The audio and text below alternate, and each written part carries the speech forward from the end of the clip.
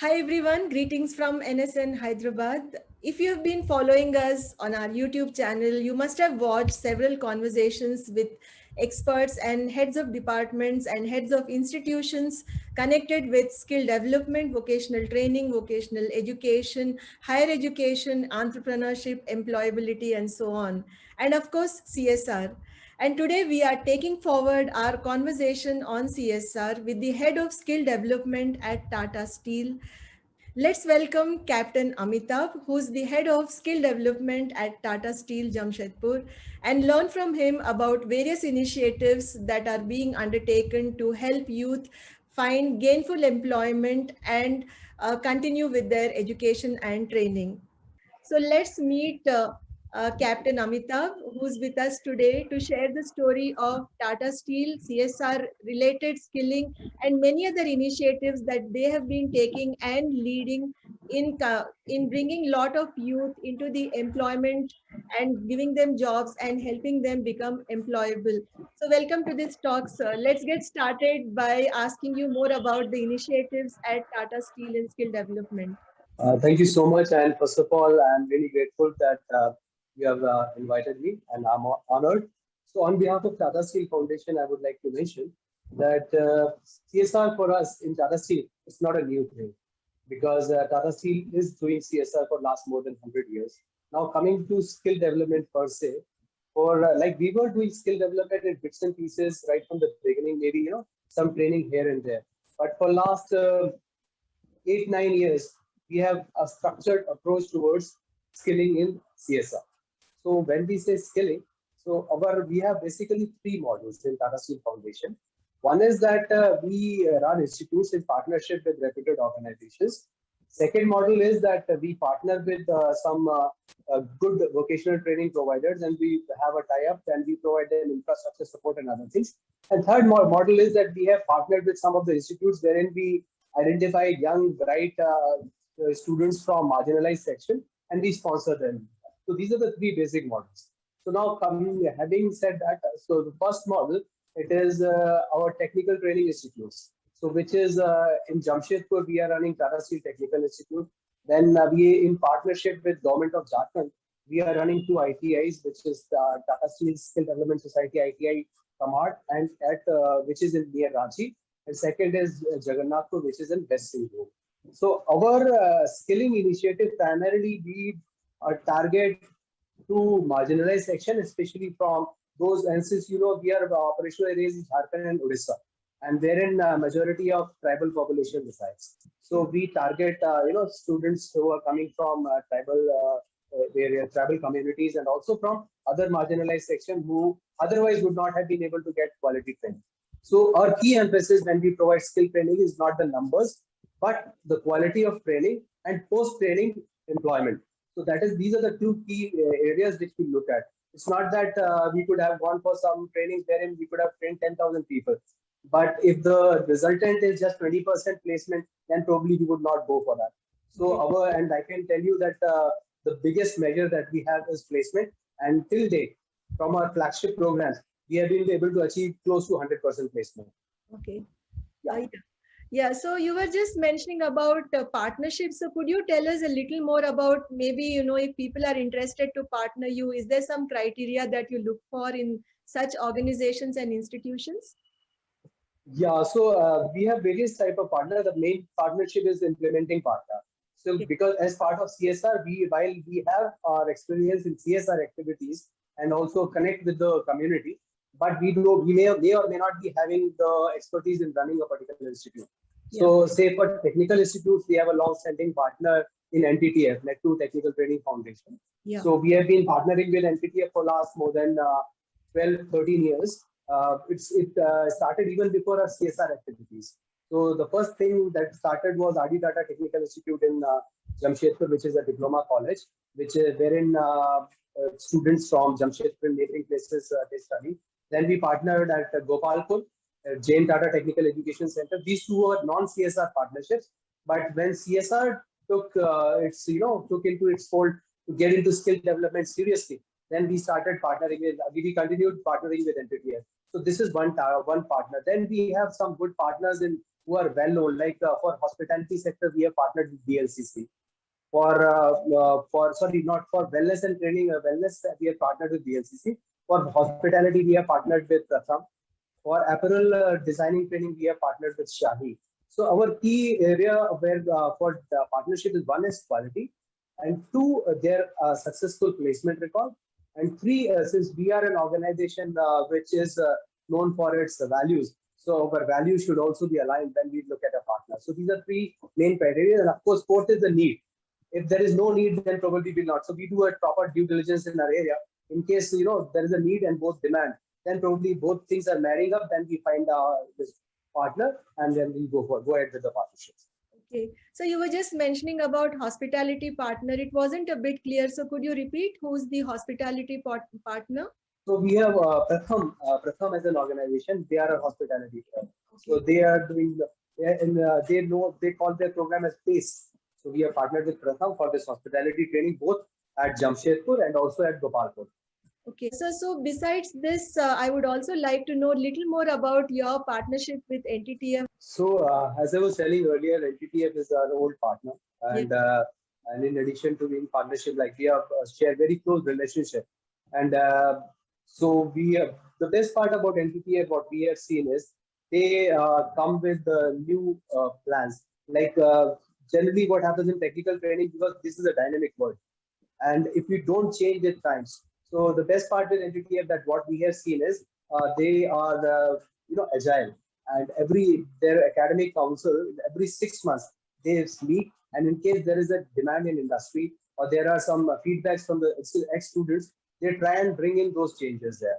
So that is where our partnership with NTTF is very good. And in terms of technical training, I would say NTTF is one of the very old institute known for the quality training, and therefore.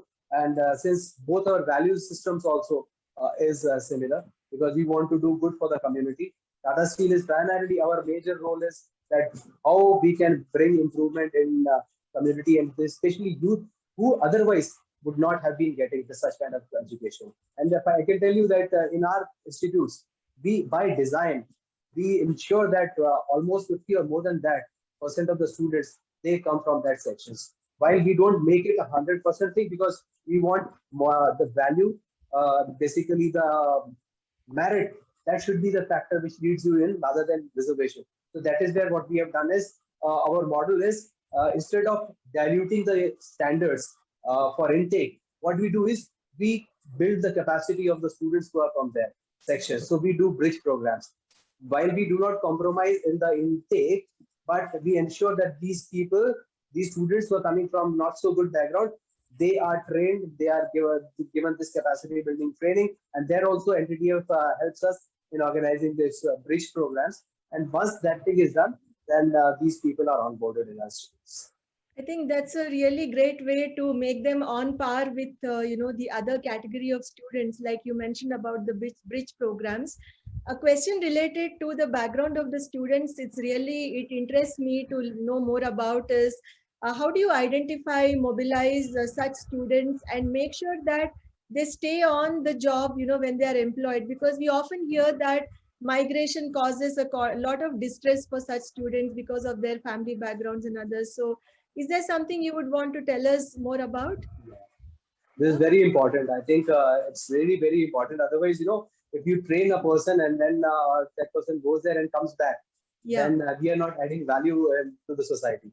So as I said, Tata Steel Foundation, we have an advantage here because Tata Steel Foundation or Tata Steel CSR, we are an implementing CSR organization. Unlike other organizations, where you don't have that capacity. So our Connect, we have a 700 good force in CSR department in Tata Steel.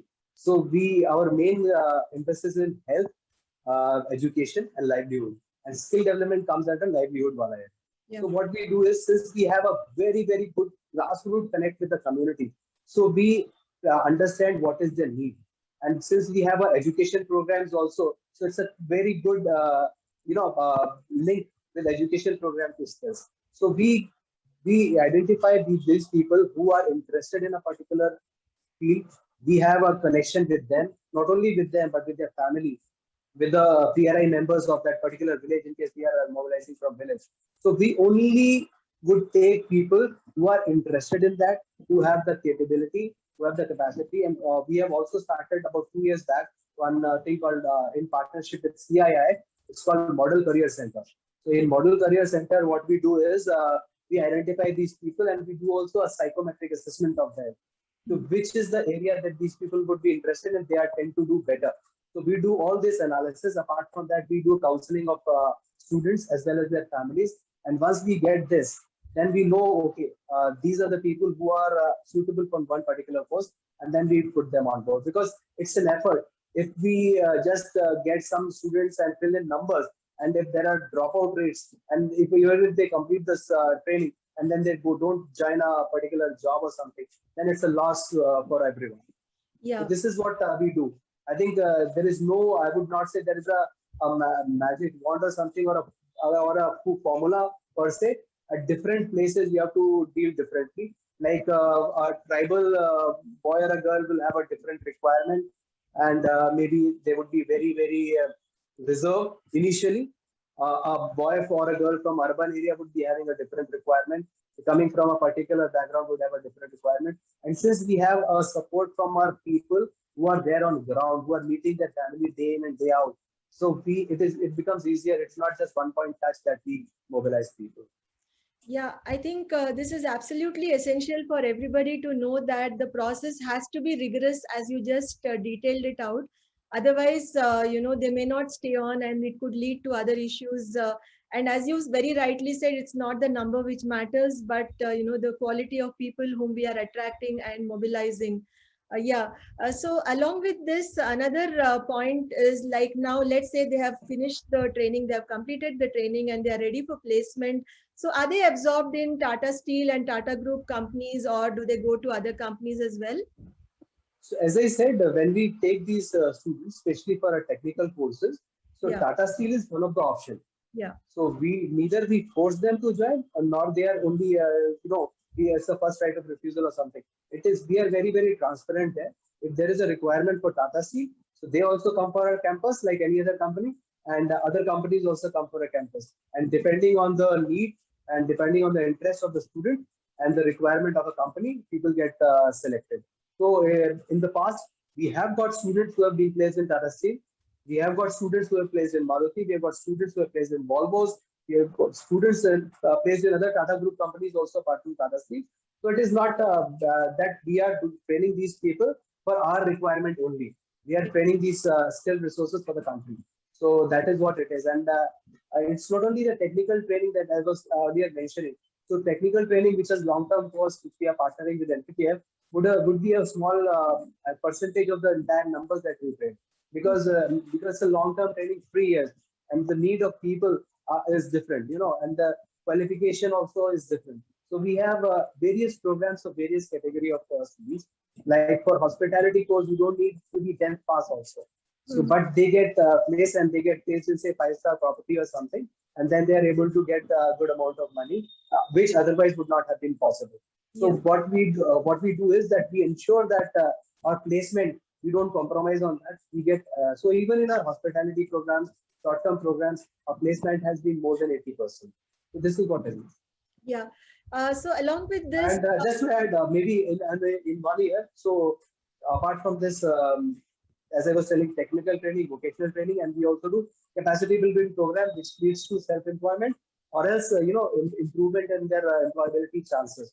So close to 4,000 to 4,500 students are the ones we reach annually. For last 4-5 years, we have been doing that. And this year, last year was a big challenge, and wherein the numbers got reduced. Only for our regular courses, where we are partnering with NTTF, we use this virtual medium to continue training. But it is a challenge for us to continue training in virtual. Yeah, it is. Yeah. And when you mentioned self-employment, is it like a small micro entrepreneurship kind of, a training that you give them? How do you prepare them? So, as I said, especially when we are getting these students from villages and other places, what we have understood is not everyone would be interested in moving out. Okay. So we have to think of, EDP, that is Entrepreneurship Development Program. And we have been doing entrepreneurship development program in addition to our this program, which are linked to maybe a migration, because not all the facilities are available in locally. So in our entrepreneurship development program, what we do is we identify the local needs, and there we identify people who may or may not have passed out from our institute.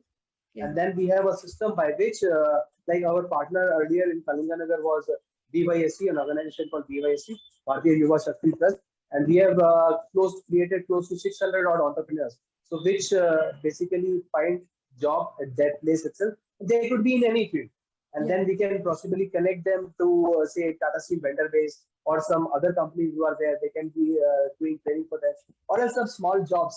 Like we have one program called Panchayat Bandhu.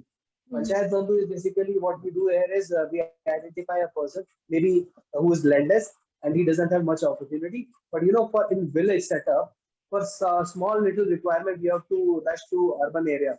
Say for a two-wheeler repair, or for a TV repair, or a dish antenna repair. Every household, even in villages these days, would have a two-wheeler or a TV, right? So, but they have to go to urban areas. So what we do is we identify only one person in the panchayat, so that we don't create an internal competition itself. So we identify one person, then we train them, and we also train them on skills as well as on entrepreneurship. Then that person goes back to that village and starts his or her business. So this is what is the model. So we try to, because aim is how post our intervention, people are gainfully employed. That could be self-employment, that could be wage. Yeah, I think that's a wonderful idea to help them remain in their own native places. And you were just mentioning about the current scenario, and my question to you would be on that. Like right now, all the training programs are being affected by COVID, and we have to make them blended, use various forms of online and e-learning formats. So with this as the backdrop, so what is your vision for skill development vocational training in future, let's say going ahead? How do you think such training can be made very impactful and lead to gainful employment in the coming months, or maybe couple of years as well? Yeah, first of all, I wish that this situation we get over this as early as possible. Having said that, reality is that maybe we'll have to live with it for some time. Yes. So maybe I think blended learning is the future, what I believe, because we have understood that there are so many things which you can do better virtually. So maybe, and then it also helps us in improving our skill. So people have devised ways, like even in technical training, we have found various simulators through which people can, even without coming to workshop, they can get an experience on working on a machine. Having said that, so what we can do is we could blend this thing wherein a part is virtual and part is you have to come for physical training for a particular thing. Having said that, we also need to ensure employers are ready. So their sensitization is very, very important. While because this we have experienced, even because we want to promote girls in technical training. So while they are very well trained in our ITIs, I can say that in our ITI Jagannathpur, it's not a girls ITI, but we have more than 30% girl candidates in an ITI, and all in like fitter, electrician, turner kind of a job. So this is what we found a great challenge. While we could train them and they are equally good or better than the male counterparts, but I think organizations still need to get to that. Okay, these people can also work on shop floor. Right. So that is where sensitization is also important in this regard. Also, those people who have been trained virtually, they are no less. They are equally good. So maybe employers also need to be sensitized. And I would like to add one more thing, which probably I missed. In last 3 years, what the one new initiative that we have started is training for persons with disability. So we call it a program initiative name is Sabal, through which we do sensitization of employers. We train person with disability, and we also do stakeholder engagement. So we have been able to place close to 50% with disability in various jobs. That is again, I think when we talk of diversity and inclusion, women and as well as person with disability, we need to include. Yeah, and that's really interesting, the way you highlighted the need for sensitization, I would say, from the employer's perspective. For two things. One, like absorbing the girls who do very well in these technical training. And the second and most important is those who are coming from the blended learning format. I think this is still a very new thing for people to think that it gives you the same kind of quality, as the face-to-face training. So maybe, it may take a little bit of time. My last question to you would be, what would be your message to young people to improve their skills, particularly in the context, where we still feel that getting a degree is the most important thing. We are not saying that we don't need a degree, but I think skilling is equally important. Yeah. Yeah, I think it's a very, very important question, and we have been really struggling. First thing, of course, I would come to young people, but before that, to society. I think in India, what is more important is dignity of labor. Yeah.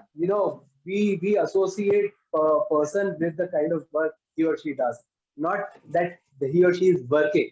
So that is very, very important. If a plumber comes to your place, probably you would not offer him a sofa in your drawing room.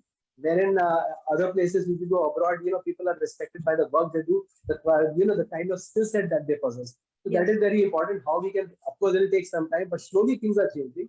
And Yeah. for young students, again linked to this, no job is less. And like in a lighter vein, I always keep giving example of this Munna Bhai MBBS wala movie, wherein Jadoo Ki Jaffi gives to the person who's mopping the floor. Yeah. So because he was so diligent in his work, he didn't want anyone to disturb. And that is the quality that you bring in your work. So that is where I think my message or an advice or whatever you can tell for the younger generation is, don't be shy of doing a particular work, but ensure that whatever you do, it is of certain quality. It has a benchmark, national, international benchmark. Because our students from ITI, I forgot to mention, we are getting students placed abroad also from our ITI. Whereas a normal ITI diploma holder in India demands a salary of about 12 to 13,000 initially. But there we have placed students in Hong Kong. For last 2 years, we have been placing. Currently, I think 12, 30 students are there. They demand a salary of around 1.25 lakhs in terms of Indian rupees per month. So that is the level. So the same skill which fetch you a particular amount, if you go abroad, it is getting more. And as our Prime Minister also says, now India can be a skill capital of the world. So we have the advantage of this demographic dividend. This is the time I think all our younger generation, they should take advantage of the situation and skill themselves, do well. Yeah. Besides this, any other points you wish to share, which I might have forgotten to ask you? Yeah. So a lot, basically, I think I always keep thinking in our skilling area, we should not restrict to some age-old skills. Like in ITI, when we talk of ITI, still it is very, very difficult to mobilize students to trades other than fitter, electricians, Mm-hmm. because there are around more than 100 trades there, but people just flock for that. I'll give you an example. We started the training in Mason in our ITI. It is very, very difficult to mobilize students in masonry because one, it is not a, I would say, quote unquote, a fashionable job. Two, it requires certain hard work because people will have to work during day in the open. But having said that, the demand in masonry, the kind of infrastructure that is coming up, you don't get good masons. Because in India, what we get is the masons who have started as a labor and on the job they have learned. I'm not saying they're bad, but whatever they learn, they inherit good or bad of the senior who is doing, but they are not technically qualified. So I think it is very, very important in India that we should have, like in NSDC, they have started with NSQF level courses. But for everything, I think, and there was a program by which they used to do, recognition of prior learning.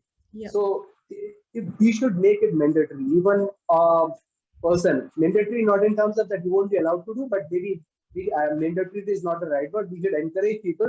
They should have a bare minimum skill set when they go for a particular thing. So when you go to a barber, so like it's all these simple skills, vocational skills, we don't respect them. You go to a plumber, they would not have done any formal course. They would not have done any formal training. While they are doing it, then whatever they have learned from their guru, even driving. If you see if there are statistics to prove in driving, especially in highway driving, majority of more than 80% of the accident happen because of the mistake of the driver. Right? Because the drivers are not trained. They get trained. Khalasi and driver Guruga system is there, wherein Khalasi is given steering on the empty road and he starts learning. So if we have a proper system, and we unfortunately we don't have this. And I got a chance to go to Dubai, and I saw that driving training school, which is very very good. I think in India we need such kind of schools because it is not only skill that the quality of skills, but it is also leading to safety. So basically, I was saying so skilling is important, but at the same time, it is not only for the wage employment or self-employment, but it is more also for the needs of the country because how we reap the demographic dividend advantage. Otherwise, it becomes a demographic catastrophe. And two is that how this is important even for the saving of lives. If a driver who's not trained well is on the road, he can harm people and himself or herself. Right. Similarly, in health sector, if you don't have the right kind of people who are there, if they don't do a good patient care, then it can lead to loss of life. So it is very, very important. It's not only just employment; it is much beyond that. Yeah. Well, I think that was a very nice description about the risks that are involved if the skilling is not done for various job roles, along with the dignity of labor and many other aspects that you highlighted. So thanks a lot for sharing your views in such great detail and telling us the story of CSR from Tata Steel, which is so very dedicated to skilling and trying to imbibe all the principles of quality with a very big value laden system which you are trying to implement, I think, which others can also emulate. Thanks a lot, sir, for sharing your views today in this talk. I look forward to be in touch with you. Thank you. Thank you so much and look forward. Thank you Thank so you. much. So you were watching me speak to Captain Amitabh from Tata Steel, who was telling us in detail about the impact they are creating in the skills ecosystem by providing right skills to the youth to help them find employment or become job creators through self-employment. I hope you found this video very useful. I hope the conversation helped you learn and also explore ways of contributing to the evolving skilling ecosystem in India.